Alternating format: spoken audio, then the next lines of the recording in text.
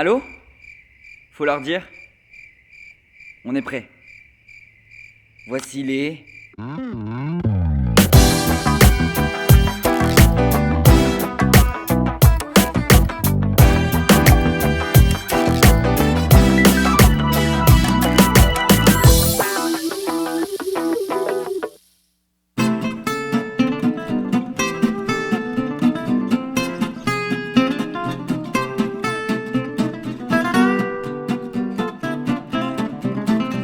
Bonjour, bienvenue dans votre restaurant Catherinette et plus particulièrement dans ses cuisines. Tout d'abord, je tiens à vous dire que vous nous manquez énormément. Bonjour Corinne, notre chef de cuisine à Catherinette. Voilà, vous nous manquez énormément. Ça nous fait très très chaud au cœur de pouvoir passer ces fêtes de Noël en votre compagnie. C'est pour ça qu'on a voulu partager un moment tous ensemble, un moment tradition de Noël, un moment en famille. Et c'est pour ça que Corinne, qui adore faire la pâtisserie, va se permettre de vous proposer aujourd'hui des petits sablés de Noël que vous pourrez faire partager avec vos enfants en famille. D'ores et déjà, on vous souhaite un très Joyeux Noël.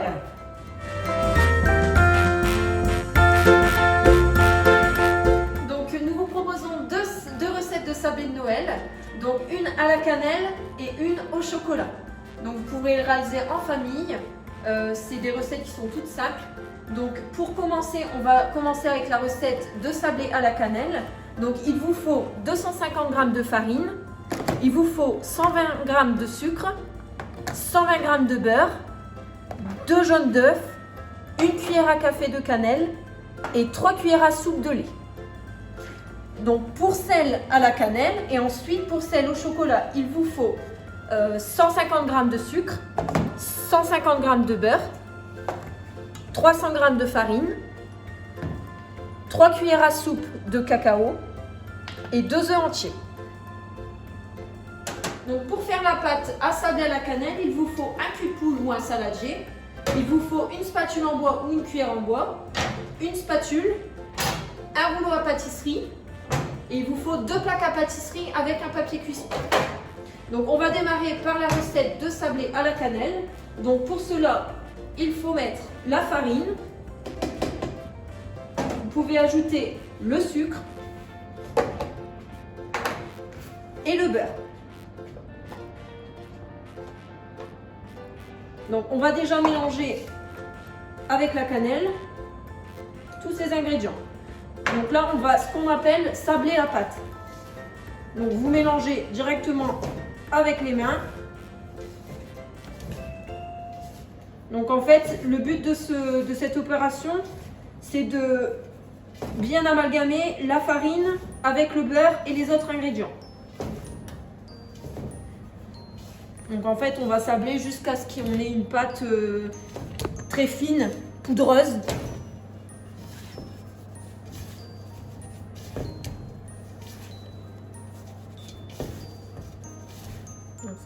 Donc là on a le sablage. Donc vous voyez ça fait une poudre très fine. Donc après si vous cuisinez avec vos enfants, bien sûr vous pouvez laisser faire à votre enfant. Vous pouvez faire un puits. Donc le puits va servir à mettre le jaune d'œuf et le lait. Donc là le puits il est fait. Vous mettez le jaune et le lait. Voilà. Ensuite, vous prenez la spatule, vous mélangez du centre vers l'extérieur. Voilà, vous allez voir, ça va vite faire une pâte. Ne soyez pas inquiets, au début vous allez trouver ça très friable, mais il faut bien mélanger en fait. Donc, une fois que vous voyez que c'est mélangé comme ça, vous y allez avec les mains. Donc vous décollez bien de la spatule. Voilà. Et là, pareil, vous y allez avec les mains. Donc pareil, vous pressez entre vos mains. Ça va former une boule à la fin.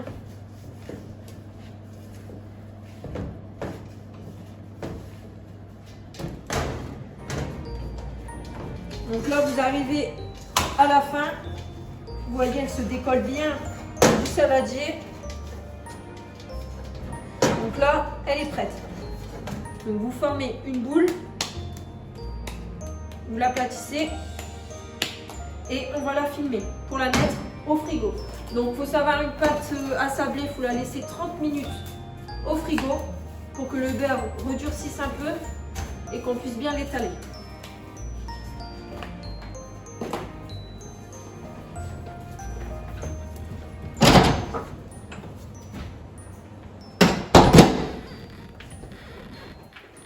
Donc là, on va attaquer avec la pâte à sabler au chocolat. Donc, même principe. On commence, on peut reprendre le même cuit de poule, il n'y a pas de souci. Donc, on met la farine, le sucre, le cacao et le beurre. Donc le beurre, je ne voulais pas préciser, mais il faut le couper en parcelles. Ça ira mieux pour mélanger. Donc voilà. Donc pareil, même principe, vous y allez avec les mains et vous mélangez le tout.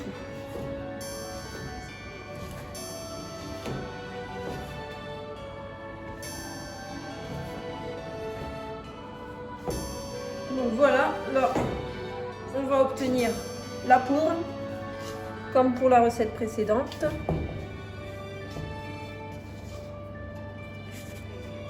Donc là, même principe, vous pouvez laisser faire vos enfants, faire un puits, et vous allez rajouter les œufs. Donc là, c'est des œufs entiers.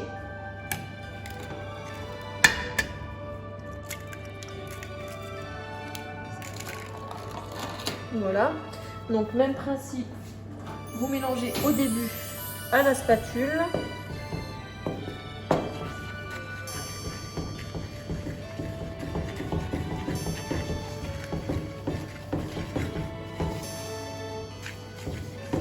Donc pareil, comme pour la première recette, au début ça va faire un peu comme des grumeaux, sauf que c'est pas des grumeaux quoi.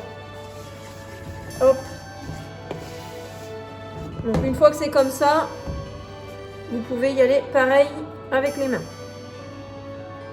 Donc c'est une recette très ludique pour les enfants, puisque les enfants ils aiment bien mettre les mains à la pâte, toucher. C'est ça que c'est une recette qui est très bien pour faire en famille.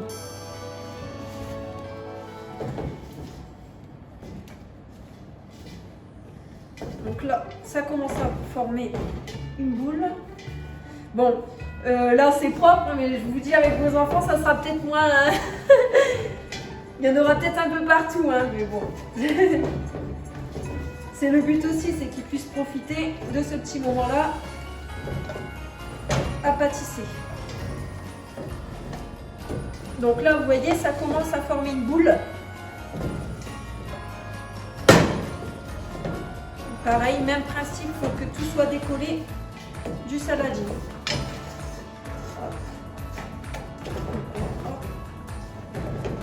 Donc là, quand vous avez comme moi de la pâte qui colle, vous prenez un petit peu de farine et vous frottez vos mains. Décollez la pâte pour vraiment qu'il n'en reste pas. Donc là pareil, les enfants vont mettre de la farine partout, mais c'est pas grave. Le principal c'est de passer un bon moment avec eux. Donc voilà, donc là la pâte elle est complètement décollée. Donc pareil, même principe, vous l'aplatissez. En fait l'aplatir permet que ça prend plus vite au frigo.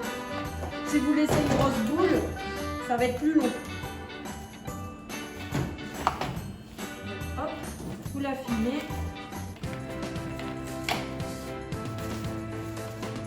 Et vous la mettez dans le frigo. Donc là, les recettes sont terminées. Les recettes de pâtes. Ensuite, après les 30 minutes de frigo, on va pouvoir l'étaler et les cuire. Voici l'instant pub. Et comment ça va? Ça va bien et toi? Ça va? Tu fais quoi aujourd'hui? Écoute, j'étais en train de réfléchir sur comment m'habiller pour me mettre sur mon 31, mais je ne savais pas lequel choisir. T'as pensé au cadeau de Noël? J'ai je ne sais pas quoi offrir à ma grand-mère. T'aurais une idée? Mais oui, la carte cadeau Catrinette. C'est quoi Tu ça? offres un repas raffiné au cœur de la Ternoise. Pour plus d'informations, www.catrinette.fr. Appelez le 03 21 03 12 42.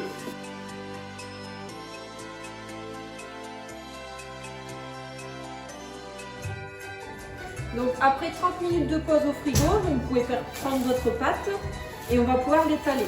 Donc sachez que pendant les 30 minutes là, vous pouvez préparer vos ingrédients pour le glaçage. Donc pour le glaçage, c'est tout simplement, il vous faudra 150 g de sucre glace.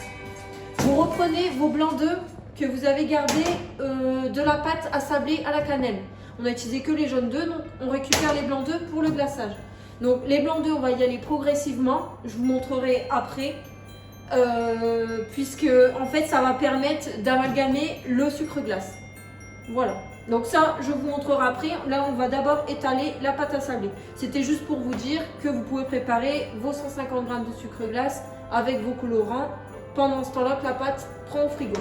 Ça, et on va allumer notre four, comme ça aura le temps de chauffer le temps qu'on prépare notre pâte. Voilà, et vous pouvez aussi également préparer vos emporte-pièces et votre rouleau à pâtisserie avec vos plaques et votre papier cuisson. Donc pour ce faire, pour la pâte, on va démarrer avec la pâte à sabler à la cannelle. Donc il faut juste étaler un peu de farine sur le plan de travail. Vous pouvez mettre un peu de farine sur la pâte pour pas que ça colle au rouleau. Et on étale tout simplement. Donc ce que vous faites, il faut toujours manier un petit peu la pâte pour pas que ça colle. Moi ce que je fais, je la retourne à chaque fois. Ça me permet de bien l'étaler. Donc vous voyez, elle est assez souple. Donc là, pour l'étalage, il faut environ allez, 1,5 cm maximum. Pas qu'elle soit trop épaisse et pas trop fine non plus. Là vous voyez, l'épaisseur, on est pas mal. Encore un tout petit peu. Donc voilà, je passe un coup comme ça pour dire que ça passe. Ça colle pas. Donc une fois que votre pâte est étalée, vous allez pouvoir préparer votre plaque à pâtisserie à côté et vous allez pouvoir emporte-piécer. Donc voilà, j'ai différentes formes de Noël. Donc on a le Père Noël, on a l'étoile, j'ai une étoile filante également, un sapin de Noël, une lune, et puis là j'ai pris des ronds pour pouvoir faire des flocons de neige. Flocons de neige et des boules de Noël. Donc vous prenez ce que vous avez. Après, là avec la pâte on peut faire environ 30 sablés. Tout dépend de la taille de vos formes.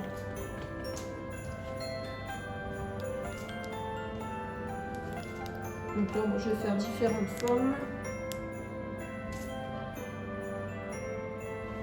Donc vous étalez sur la plaque et après on pourra mettre au four. Donc là, pour le four, comme je vous ai expliqué, il faut le mettre à préchauffer. Donc il faut mettre votre four à 180 degrés et le sablé va cuire environ 15 minutes. Faut surveiller en fait en fonction, faut pas que ce soit trop coloré, mais il faut que ce soit légèrement coloré. Voilà. Donc là vous allez avoir des chutes de pâte, donc quand c'est comme ça, pas de souci, vous pouvez rassembler la pâte en boule et la rétaler. Et vous verrez, hein, les enfants vont aimer faire cette recette. Ils vont pouvoir être créatifs. Ils vont pouvoir faire les différentes formes. Donc là, on rétale pour refaire de nouvelles formes. Quand on ne peut pas acheter le restant de pâte. Donc là, on est bon. Donc, voici le résultat. Donc là, on va pouvoir les enfourner. Le temps que ça cuit, on va pouvoir étaler la pâte au chocolat. Donc de la même manière, on va emporte-piécer comme la pâte à la cannelle. Donc là, vous enfournez pour 10 minutes. Vous surveillez tout en même temps. Donc là, pareil, même principe, on farine le plan de travail.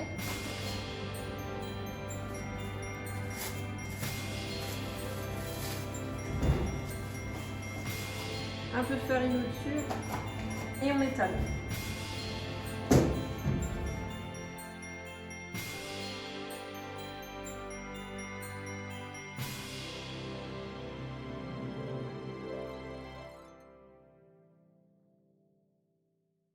Donc voilà, donc là on a fait une plaque, on va pouvoir les enfourner et on va regarder en même temps si les sablés à la cannelle sont cuits. Donc pareil, même temps de cuisson pour les sablés au chocolat. Donc vous les laissez 10 minutes, 10 à 15 minutes, tout dépend de votre four. Donc là je vais pouvoir enlever ceux à la cannelle, ils sont légèrement dorés. Donc il faut qu'ils soient légèrement dorés sur les bords. Donc là, on va attaquer le glaçage. Donc, comme je vous avais dit en début de vidéo, il vous faut 150 g de sucre glace. Vous récupérez vos blancs d'œufs, de la pâte à sabler à la cannelle et il vous faut du jus de citron. Donc, en jus de citron, on va y aller progressivement. Il faut une cuillère à café de jus de citron pour 150 g de sucre glace. Et pour le blanc d'œuf, vous mettez la moitié de ce que vous avez. Donc là, il y a 2 blancs d'œuf, vous mettez qu'un blanc d'œuf. Donc on va démarrer, donc il vous faut un fouet pour cette recette et des cuillères tout simplement. Donc je peux mettre une cuillère à café de jus de citron et on va y aller progressivement, on va mettre une cuillère de blanc d'œuf. Donc on peut mélanger au fouet. Donc vous allez le voir tout simplement, il ne faut pas que ce soit trop liquide ni trop dur. Donc là, on peut rajouter une cuillère.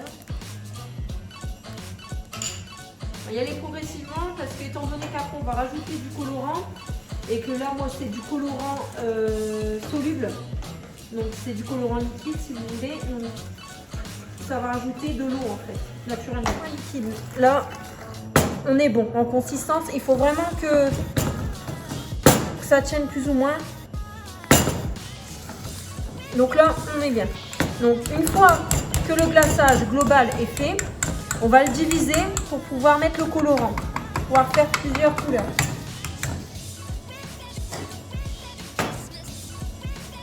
Donc là, je vais en mettre une partie. Donc vous prenez en fonction, là moi je vais mettre du jaune, du rouge et du vert. Donc je vais diviser dans différents bols pour pouvoir faire les différentes couleurs.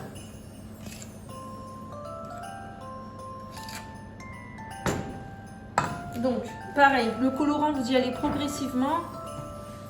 Il faut en mettre légèrement. Voilà, quelques gouttes suffisent. De toute façon, vous allez voir en fonction de la couleur que vous voulez obtenir. Bon, je vais aller voir mes sablés au chocolat. Ça devrait être cuit. On reprendra. Donc là, vous voyez, pour savoir si votre glaçage est bien, vous prenez votre cuillère, il faut que ça fasse un bec en fait. Et que ça coule pas trop vite. Comme ça. Là, vous allez avoir une bonne consistance. Donc là, je vais vous expliquer pour le cornet. Donc, soit vous travaillez avec un cornet que je vais vous montrer, ou soit vous travaillez avec une poche avec une douille unie, si vous n'arrivez pas à faire le cornet. Donc la douille unie, petit modèle. Il ne faut pas que le trou il soit trop imposant, sinon vous n'allez pas arriver à faire vos dessins. Donc je reviens du coup sur le cornet. Donc le cornet, tout simplement, vous prenez votre feuille, vous allez la plier pour que ça fasse un triangle, comme ceci. Vous prenez un couteau. Donc vous découpez votre triangle.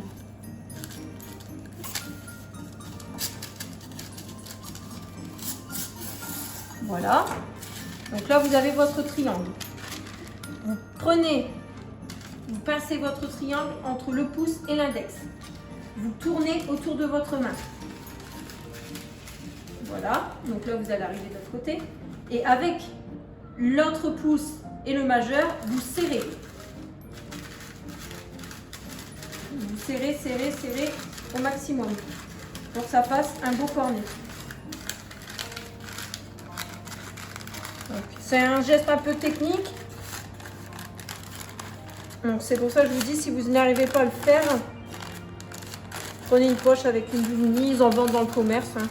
Dans tout type de magasin, vous allez pouvoir trouver en rayon pâtisserie. Et après, vous repliez juste le dessus du cornet pour bloquer en fait, pour que ça ne puisse pas se desserrer, si vous préférez. Voilà, donc là, vous avez votre cornet. Donc après, vous pouvez remplir avec votre glaçage et juste couper la petite pointe pour laisser passer le glaçage. Donc pour gagner un peu de temps, j'ai rassemblé les Pères Noël avec les Pères Noël pour dire de pouvoir faire mes glaçages en même temps sur les mêmes formes. Donc là, j'ai déjà mis mon glaçage en poche à douille. Donc tout simplement, vous repliez la poche autour de votre main. Vous mettez le glaçage à l'intérieur et vous refermez. Donc ça, voilà. Donc là, je vais vous montrer pour les cornets. Donc tout simplement, le cornet. Vous prenez votre cornet et vous y allez avec la petite cuillère. Vous remplissez à l'intérieur, même principe que pour la poche à douille.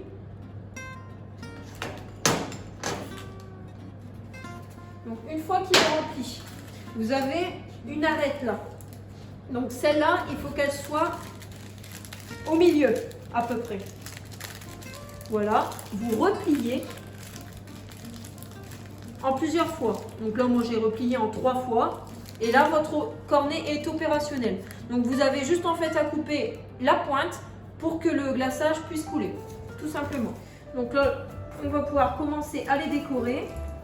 Donc là, je vais commencer par les petits flocons. Donc tout simplement, vous y allez doucement.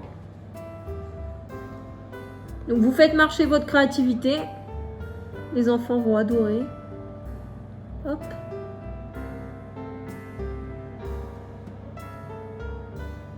Un flocon. Ensuite, je vais vous montrer un peu ce qu'on peut faire avec chaque forme.